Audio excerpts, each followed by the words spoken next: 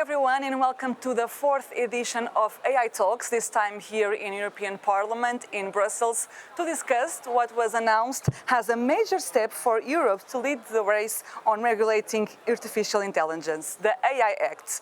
What is it about? Is it ready to be applied?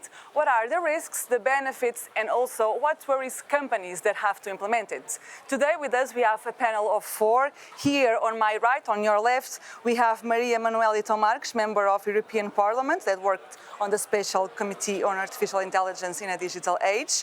We have Bianca Manelli, Officer for AI and Data Policy in Digital Europe. We have Daniela Braga, CEO of Defined.AI, a marketplace for AI products. And we have also with us today Delacroix, CEO of Euranova, a company that is specialized in data science, data engineering, and data architecture. Thank you all for being with us today here for our AI Talks. And I'll start with Maria Manuel. So 2 weeks ago, on the 4th of June, the European Parliament approved its position on the European Commission proposal, this AI Act. I would ask you, first of all, why is there a need to regulate AI? Yes, it's a very important question, and I can start to answer as ex-President Obama in CNN last week. He warned that if artificial intelligence is left unregulated, like social media, it could have more severe consequences for democracy than even social media platforms had. Obama, however, also noted that there is enormous potential for artificial intelligence if it is used for the right causes. So with regulation, we would like to prevent some risks and at the same time to promote more innovation, and this is a very important point, in order to take advantage of AI to improve political policies, but also for the private sector, of course.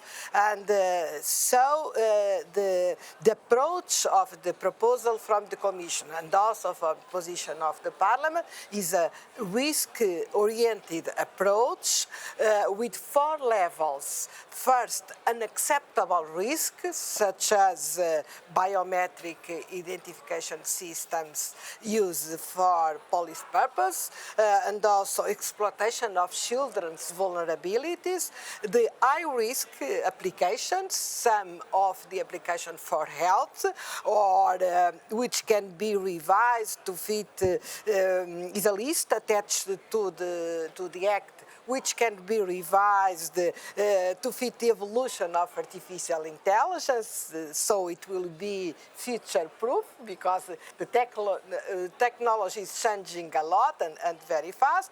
And the third category is limit risk, like the checkbox in general, and the minimum risk, that is majority of the applications of AI. If I can to sum up in a very short way.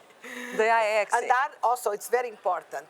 This is a kind of experimental legislation, if you can say like that. So it's flexible. The list can be updated, and there also it's possible to do so-called regulatory sandbox, that is to experiment in a controlled environment. That is very important. We are in a digital world, and we know that it keeps on evolving, so we'll talk about flexibility later in this conversation. This AI Act is provoking a lot of conversations in companies, and we have with us also Bianca Manelli from Digital Europe, which is a trade association that represents digitally transforming industries in Europe.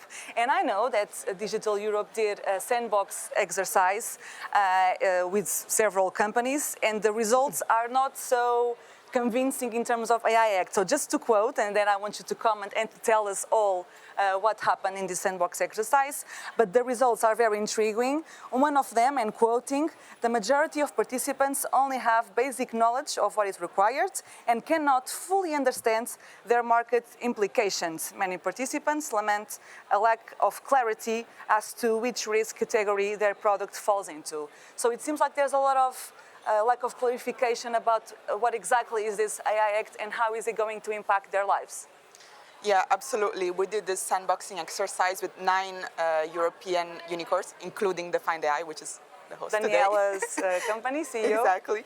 And we saw that 2/3 of the participants actually just had very basic knowledge or were even unfamiliar with the AI Act. And specifically, they asked, I don't think this applies, but then they read the text, they're like, oh, actually, maybe it does. So what I think is paramount, I think the AI Act is a very difficult and very long piece of legislation, over 200 pages. And for many companies, especially smaller and medium enterprises, exactly, which sometimes are even one-person companies, this would be extremely difficult to digest through the text on top of running their business apps. That's their main concern, obviously. So what is difficult is trying to translate this very legally complex text into things that are easy enough for people who are not into the text so much to understand, does this fit? Am I in the scope, so that they can move forward with compliance if need be.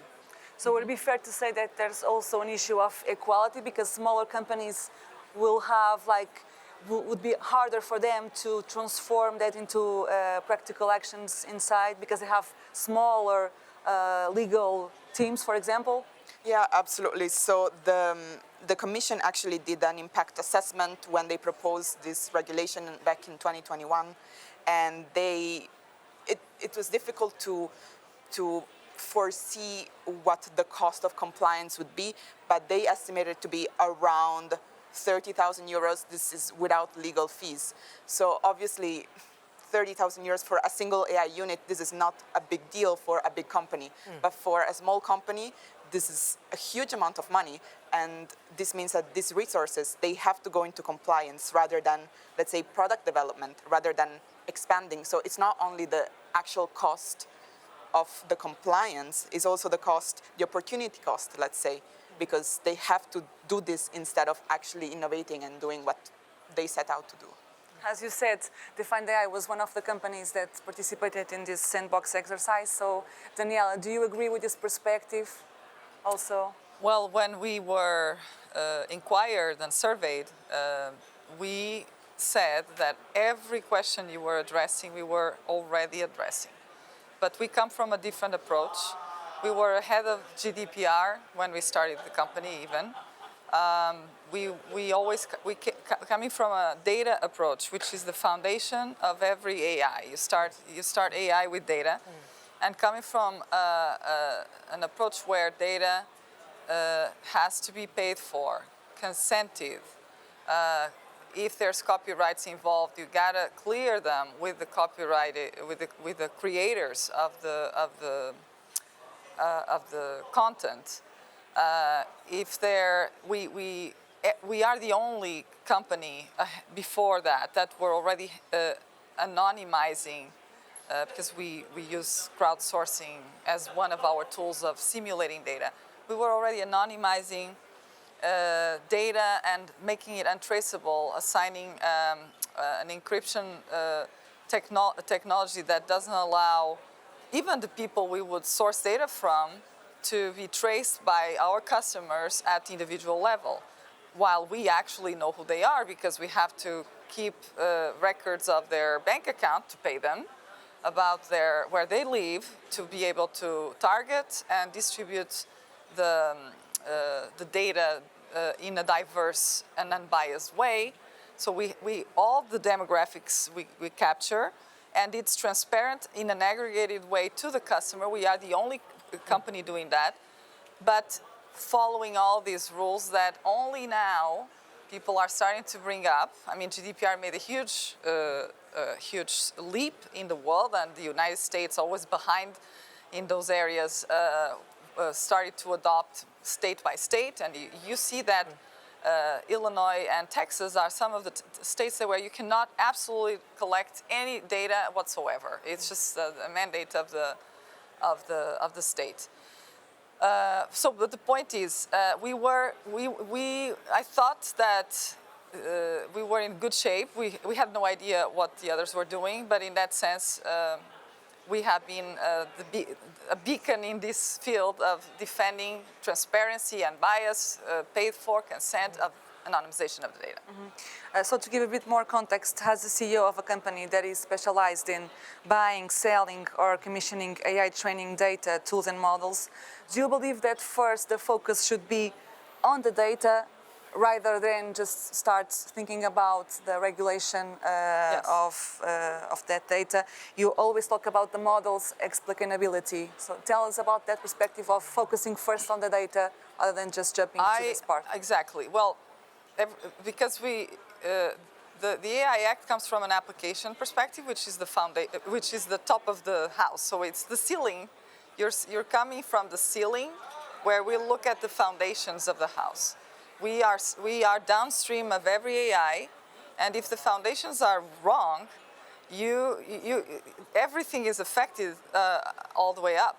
So that's really how I see this. I think because the applications are still unclear in terms of the ethics of them, and the ethics means what's right or wrong, where should we, which is beyond policy in many ways. It's almost a philosophical question. Where I see it's tangible is the foundation of the data. Where does it come from? Is it transparent? Do the consumers from which we collect data understand the usage of their data? It's okay to be given away or to be sold. I'm always in favor of selling data, not taking away, unless you're doing a donation of your data to research, to a non-profit cause. But the problem is people don't have, and then the problem is all these companies that are retrieving this data first give you a very poor information about the usage of your data. Second, they are making money out of your data in exchange for a small value many times of what you get.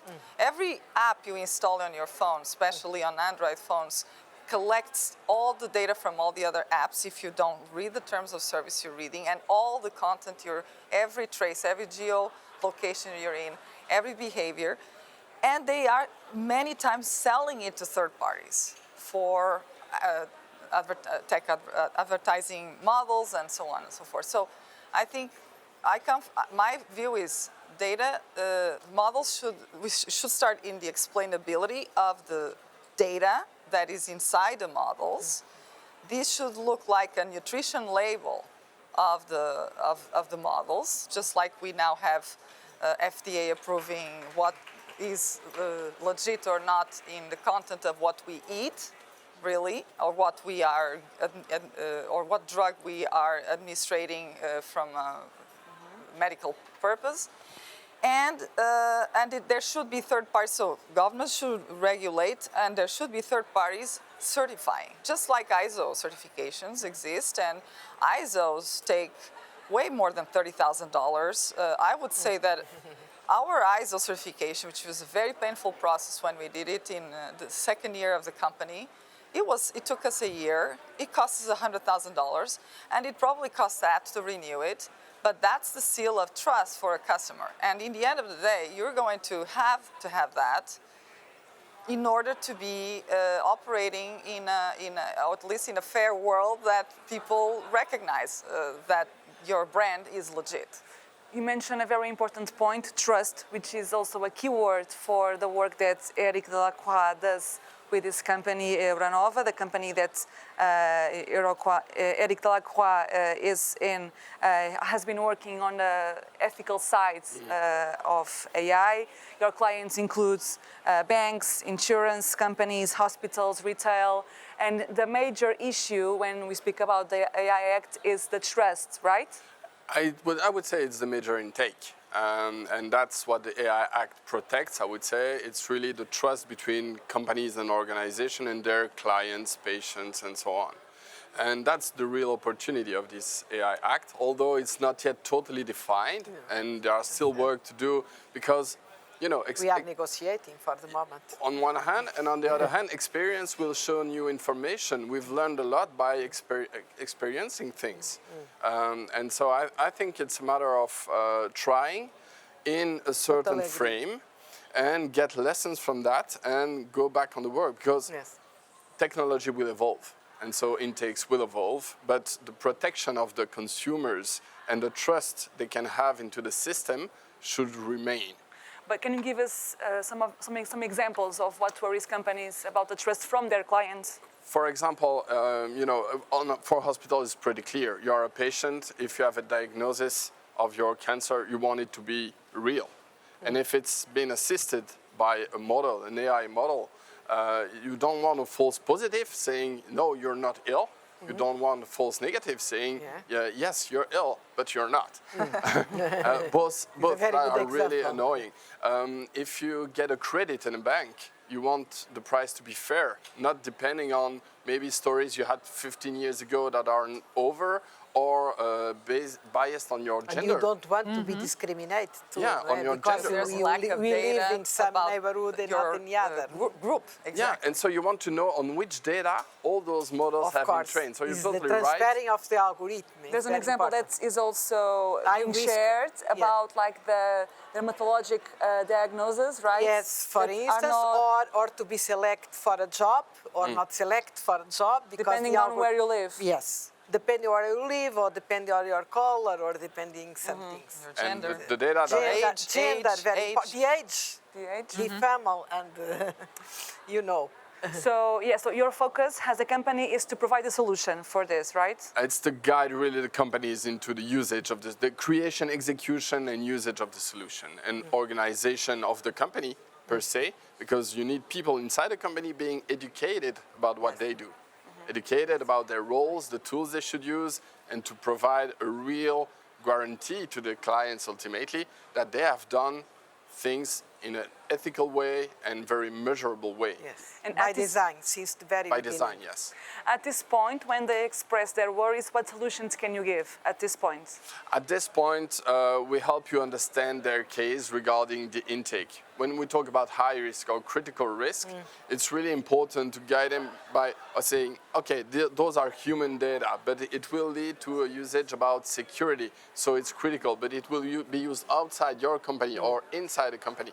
And depending on the context of a case, then you can really help them understand what's happening in their usage of AI, and then what is the classification of the risk. That's really one first thing. The second is we help them get metrics out of what they do to really objectify what is the level of transparency they provide, the level of robustness, the level of accuracy, of fairness.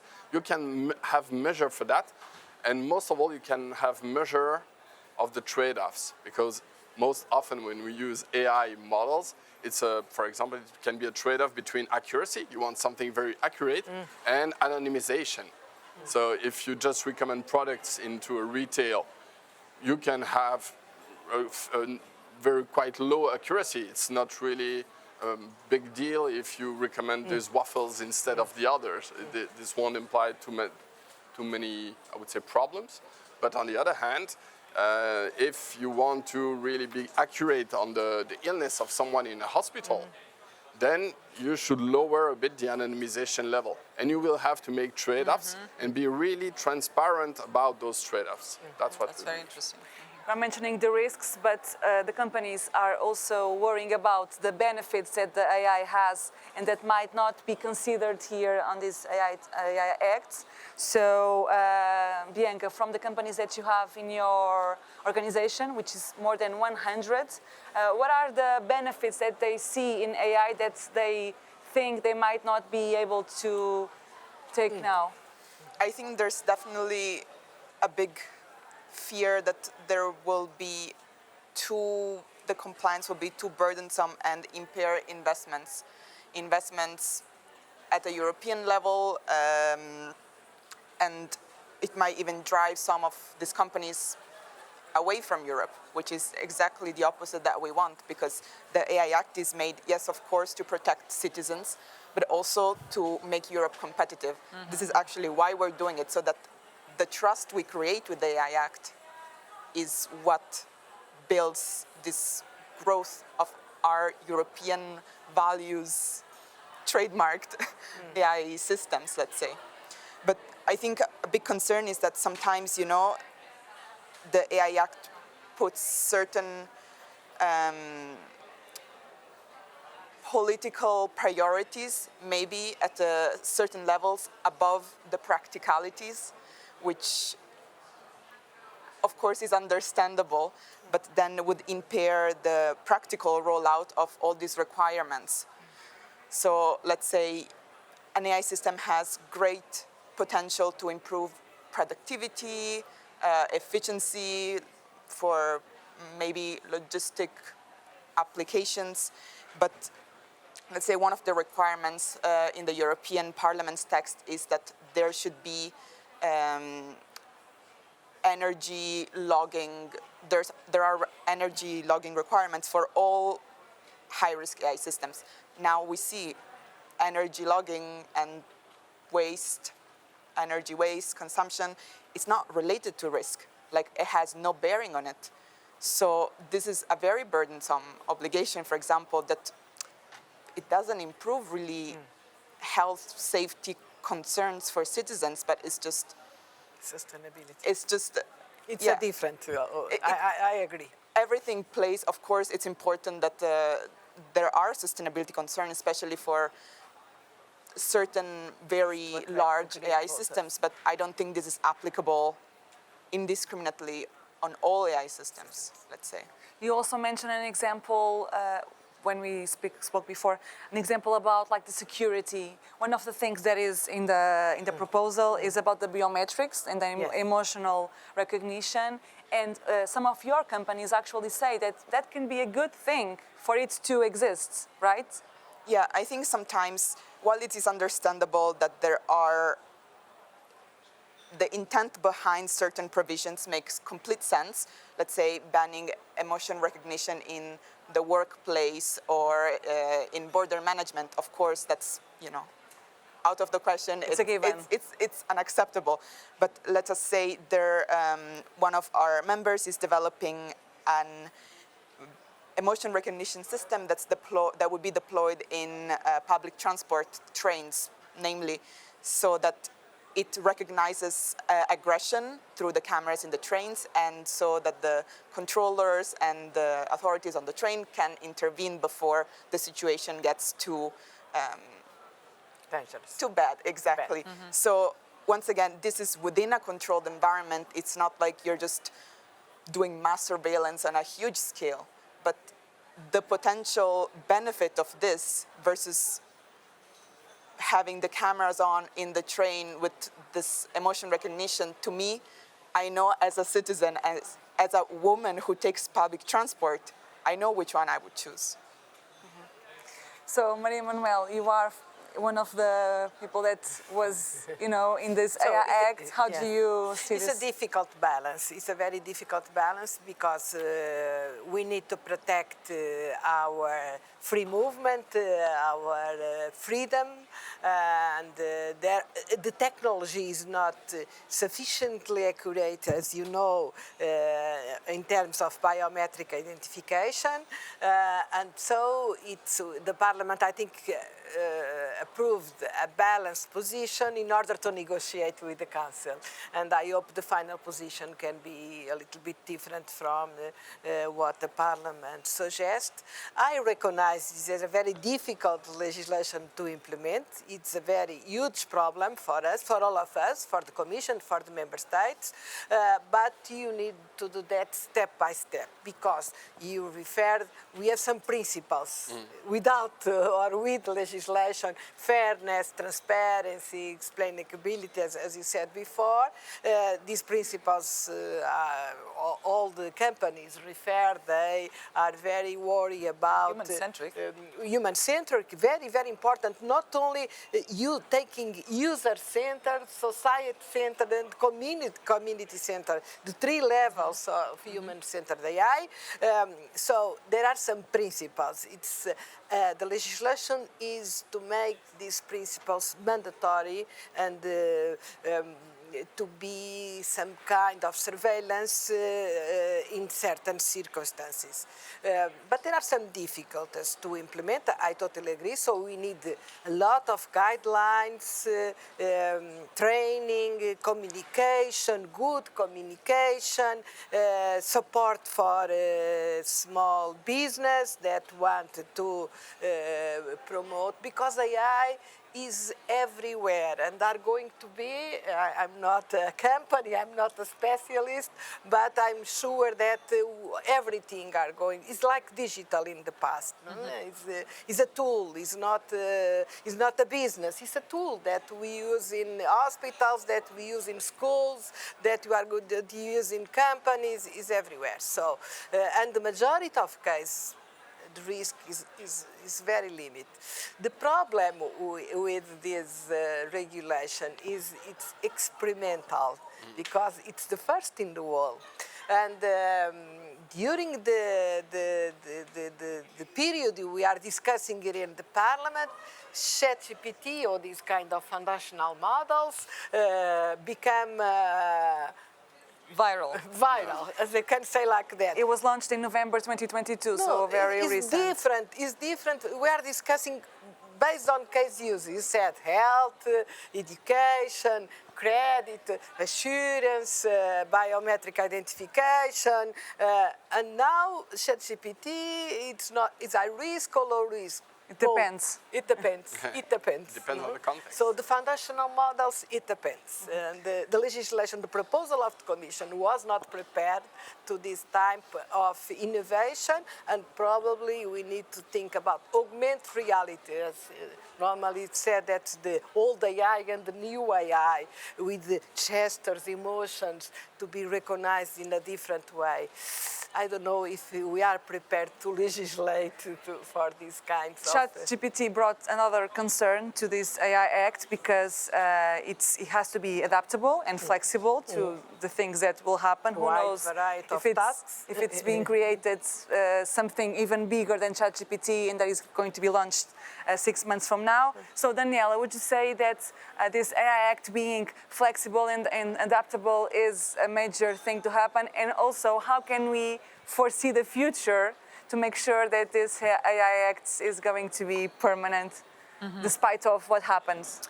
I think the flexibility of the regulation is wonderful, but I have a hard time to understand tactically how can policy making follow the innovation speed and pace when we know how much time these things take to come out. I mean, the Commission had a similar exercise to the task force in the United States that I was part of for AI. This is very important. In 2019 or something it was. And that's, from my understanding, the outcome, this AI Act is the outcome of this 2019. How many new things have happened since 2019 and 2023 in AI? It needs to be something super agile, almost like a task force permanently assigned, in rotation, because it's impossible that people can touch all the fields of knowledge and be permanently assigned to a task force like this. This needs to be, you almost need to have quarterly board meetings like the private company or a public company to update what's going on. And I think it's not impossible, but it definitely comes from a different mindset. That's not happening right now. And I think we need at European level something similar, not the same, like we do in 1949 with CERT for nuclear energy, something to push innovation at European Union, not only regulation, but also to federate our resources, public and private, in order to improve our performance in AI. Are companies raising those concerns? You, for example, as a CEO, do you worry about this aspect particularly?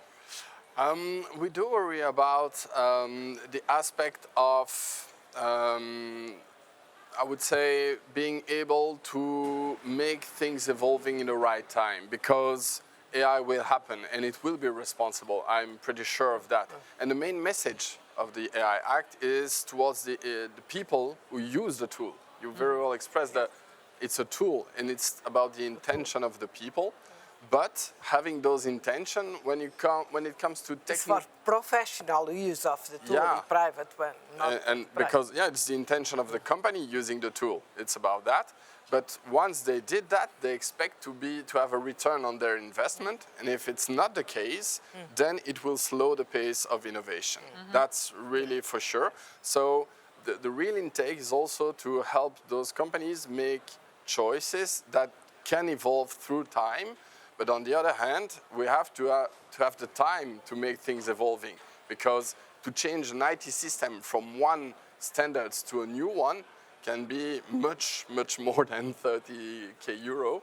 It can be really huge, and there it's a matter of trust between the companies who will be investing in innovation and the regulator that has, to my view, a very good intention in giving a frame of challenge yourself. When you use the tool, the AI tool, you have to challenge yourself as a CEO, as a manager, as a product designer. You have to think of what you do. If your intent is to use the personal data of people to influence elections, you know you do something wrong, basically. So that's the start, I would say. It's why we are regulating political exactly. advertising. Exactly. Because technology is not, technology doesn't have a bad intention. No, It's absolutely. the people who Depends use of it. the use. Yeah. And there is no innovation without regulation, and innovation are not the opposite. It's what I heard last week also, unfortunately, from the CEO of Ocean Gate with Titan, that no, because innovation, we don't need standards, no regulation. I would say regulation fuels the creativity. You can trust all the engineers you have, wherever in the world, to take constraints as a challenge to come over. So they will invent things, that's for sure. That will trigger creativity. I'm pretty sure of that. But regarding the pace and economic viability, it's a good question. And legal certainty is also good for companies to know what are the rules. We have one last topic, which is very important, I think, but you'll tell me. Since we are in a digital world with no boundaries, where our data through our applications and websites is sent not only for Europe, but for all of the parts of the world, how can these regulations, how can these AI acts guarantee that everyone plays by the same rules? And I see a smile here, so No, I it's don't hard. know. Okay, so first you, Maria Manuel, and I then don't know, I'll go to but this we one. need to influence other regions, other countries, as we did with GDPR, with Japan, Latin America, and California, and other states of America. I hope so. Probably in a simpler way, if possible, in a better way, if possible. But It's a problem. But it's a problem because AI is global. The main players are not established in Europe, so it's very important that we can have other countries, other initiatives from other regions and other countries. I don't expect China or Russia to do that, but I expect states, if possible, or Japan or Korea, if possible. But I'm not sure about that. States and China have like the investment and we have the regulation. How can we take the regulation But after the to... foundational models, probably companies are more interested in regulate than before. How can we bring the investment and then take the regulation to their countries? So, I mean, I keep saying this, the gap of investment is huge between the US, China, and the rest of the world. And even between the US and China, because the US continues to be ahead. I mean, US alone last year was 93.5 billion of investment, followed by half of that in China. And that represented a doubling compared to the year before, with the difference that now the US investment is consolidating. Instead of actually investing in 1,000 and something companies that happened in 2021, And that's the Stanford report that we were discussing from the Stanford human-centric AI exactly.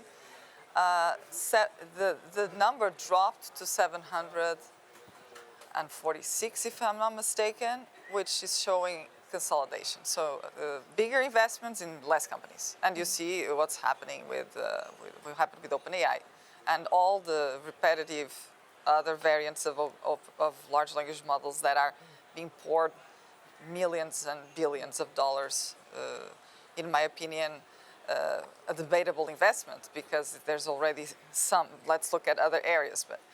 But what's happening also in the US, which is very interesting, is because this is the awareness is rising, and the awareness on a lot of things. How, where is the data coming from? You see Getty suing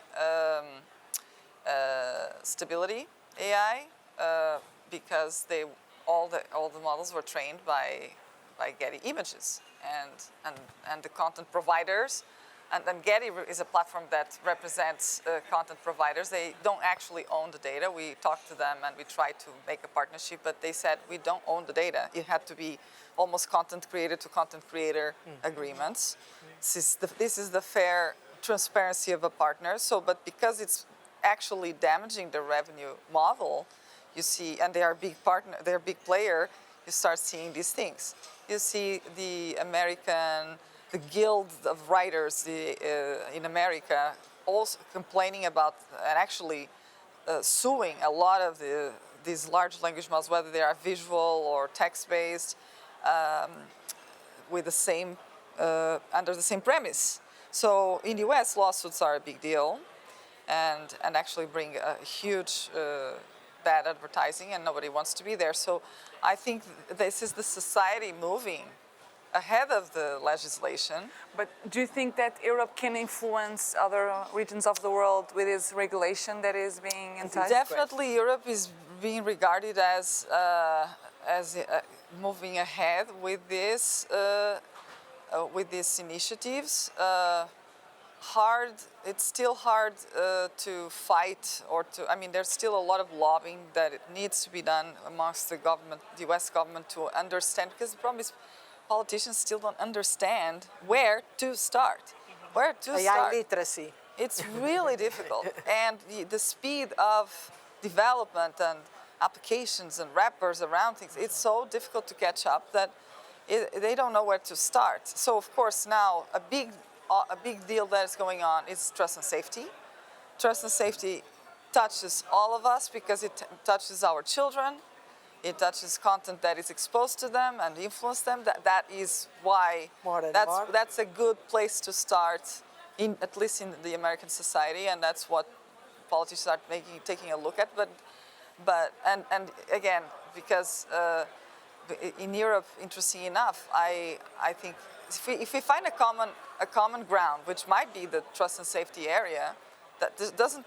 It's not just children. It's addiction, it's bullying, and cyberbullying, it's toxic and hate speech, it's sexism, and all the isms, and all the.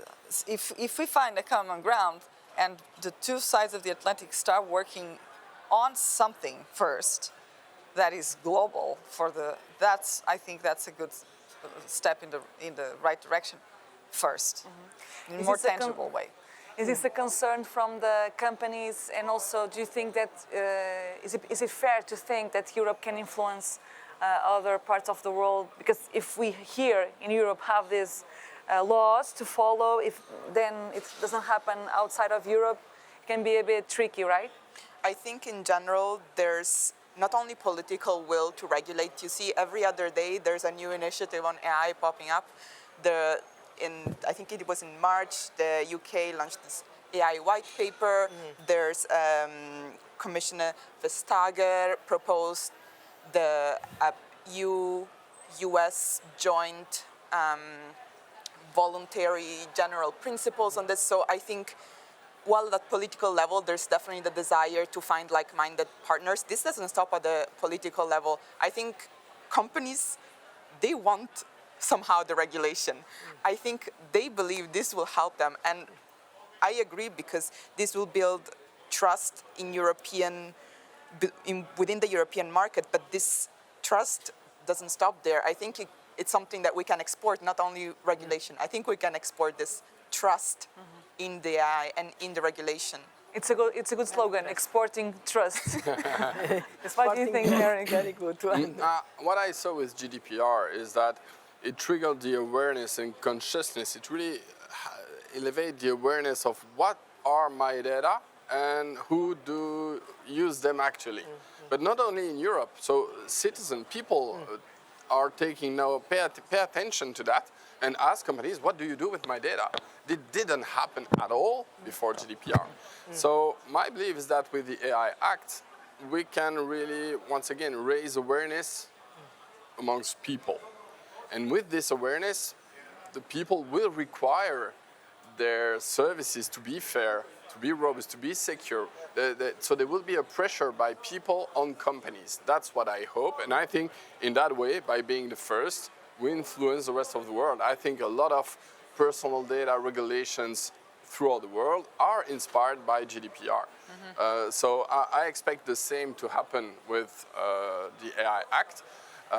But I would also pay attention to those who will try and take advantage of that, pretending of doing something, but doing something else behind, because to understand really what is a model, you asked about where are the data, who can really understand what's a data distribution.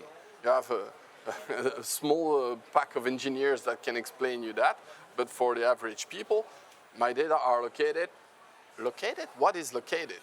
Already this, so it's a matter of education. And regarding this, I think all those acts, regulations are a way also to trigger awareness and consciousness for people. Empower users is very important with more AI literacy. But now it's common today morning speaking with the driver about the algorithm. Is reliable this algorithm or not reliable? It's very interesting to how algorithm enter in common language. Recently you had the virologist, soon you will have the data scientologist that can explain a lot about AI. But once again, I think we will still need good engineers to give facts and measures about all that. There's a lot to do, a lot to think about. Thank you very much to our panel for being with us today. This was the 4th edition of AI Talks. Stay with us. Thank you for the invitation. Thank you. Thank you for inviting us to be here at the European Parliament to have these conversations about AI Talks that we have been addressing for some months now. So stay with us in our channel for more editions to come. Thank you.